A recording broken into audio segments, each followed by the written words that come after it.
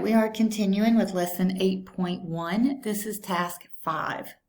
All right, it says write a piecewise defined function. The graph of a piecewise defined function f is shown.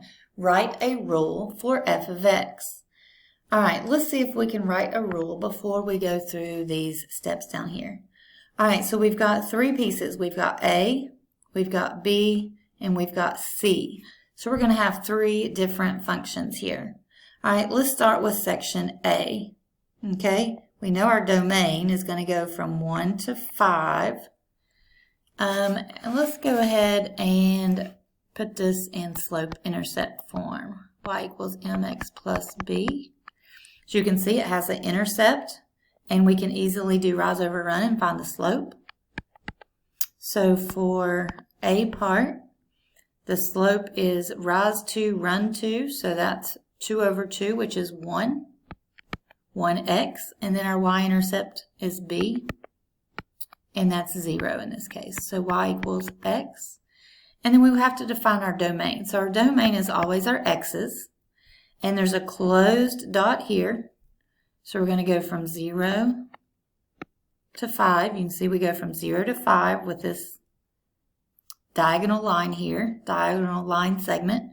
And we know that 0 is included, and we can include 5 now or in the next segment. It doesn't matter. So let's just leave it open, and we'll include it for the next one. All right, so that's A. Let's look at segment B. All right, so this is a horizontal line.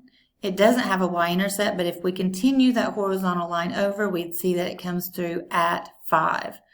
So we can say y equals no slope, so 0x, there's no slope. So that's just y equals 5. All right, now if we look at the domain goes from 5 to 9. So 5 to 9. And we did not include 5 here, but that's a solid dot, so we are going to include it here. We've got a solid dot here, so we're also going to include that right here. So this is our function, and this defines the domain of where this function can be found. All right, we have one more line we're going to look at. All right, we don't have a y-intercept. We can find the slope because we can do rise over run.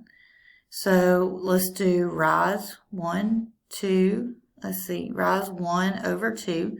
So if I go up 1 over 2, that puts me here, up 1 over 2, up 1 over 2. So my slope is 1/2.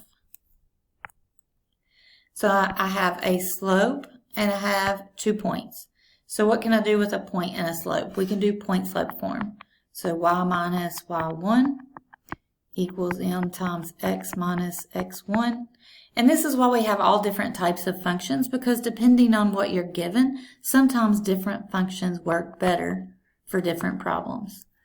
All right, so this is my x and this is my y. So let's use minus 7 for y1 equals 1/2 times x minus 9 is my x1. And then I want to clean this up a little bit because point slope form is kind of messy. So let's go ahead and distribute the 1/2. So 1/2 x and then minus 9/2 here. And then I'm going to add 7 to both sides. If I add 7, that's the same thing as 14 over 2. So I'm just doing mental math. I know I have to have a common denominator here. And 14 divided by 2 is the same as adding 7. So I've got y equals 1/2 x. And then negative 9 plus 7. So that's positive 5 over 2. So 2.5. All right. Now, our domain, x, is going to go from 9 to 15. So we're going from 9 to 15. 9 is open circle, so it's not included. And 15 is included. All right, so this is our C function. All right, so if we want to define this for the rule for f of x, all right, let's kind of clean this up a little bit. So we did each part individually, but we're going to look at this as one function. So we would have f of x, and we know we've got three pieces to that. The first piece is y equals x, the second piece is y equals 5, and the third piece is y equals 1/2 x plus 5/2. All right, now with the piecewise function, you do have to define the domain for each piece of the function. So I kind of did this as we went. So for the first part, we've got 0 to 5, where we included 0 and not 5. For the next part, we've got 5 to 9. We included both endpoints here. And you can see these are both solid circles here.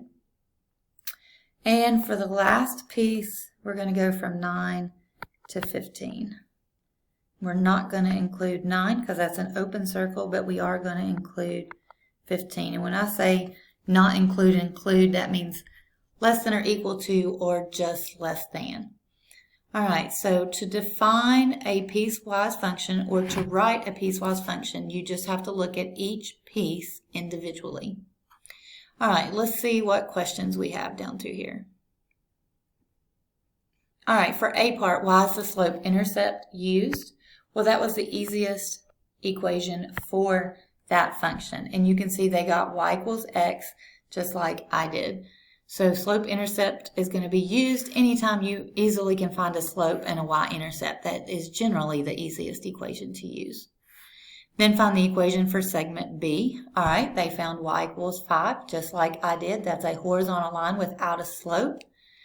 It says the equation y equals mx plus b can describe any non-vertical line. It follows the equation of a horizontal line, y equals b. All right, so when m is 0, that means this part is 0, and that leaves just your b. All right, finally, equation C. All right, it looks like they used the equation to find the slope. They used the 2 points and did y minus y over x minus x. They also found 0.5, which is the same as 1/2 for their slope. And then they used point slope form with the 0.97. And they also got 1/2 x plus 2.5.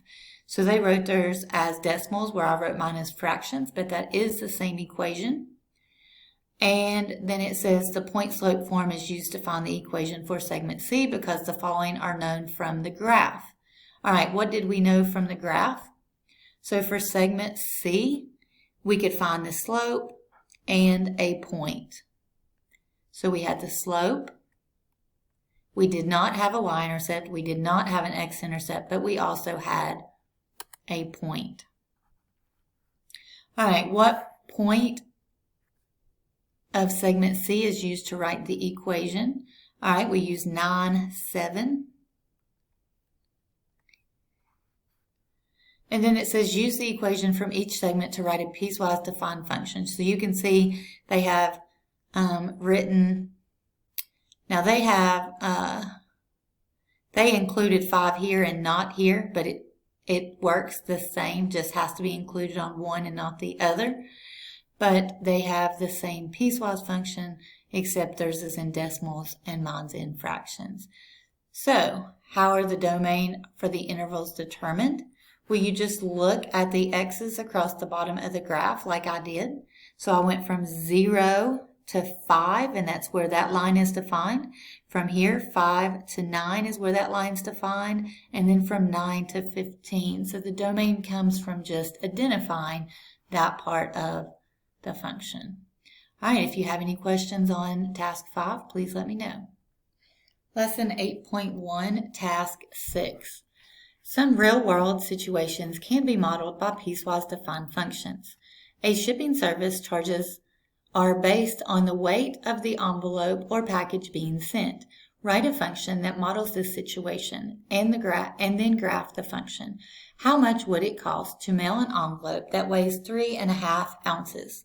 All right, so you can see the envelope up to 1 ounce cost $1, and each additional ounce costs 21 cents. All right, so use a piecewise define function. Let W be the weight in ounces of the envelope, and let C be the shipping cost in dollars. All right, so you can see that they've added 21 cents to get to the next interval. So they start with $1 and then plus 21 again, plus 21 again, and so on. Zero is not included. See how it's like less than, but it's not included? Is not included in the domain. This is because an envelope or package would not weigh 0 ounces, okay? So anything has some kind of weight to it. All right, fill in the correct value, complete the rule for the next domain interval. All right, so they go all the way up to 3 to 4, so the next interval would be from 4 to 5. And from 4 to 5, we have to add another 21 cents. So that would be 21 plus 63 is 84. So this would be $1.84.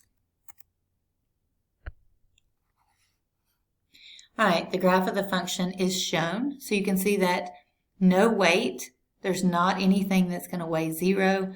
So up to 1 ounce costs $1, and then eat 21 cents for each additional ounce. Why are the left endpoints open and the right endpoints closed? All right, the left endpoints are inclusive. Nope, the left endpoints are not inclusive. The right endpoints are inclusive. So that one's true. The left endpoints correlate with less than. The right endpoints correlate with less than or equal to. That's true. And this is switch the symbols, so that one is not true. All right, to find the cost of shipping a 3.5 ounce envelope, find the domain interval that includes 3.5. All right, so 3.5 is between 3 and 4. So it's going to cost $1.63 to ship that envelope. All right, that's all for task 6. If you have any questions, please let me know.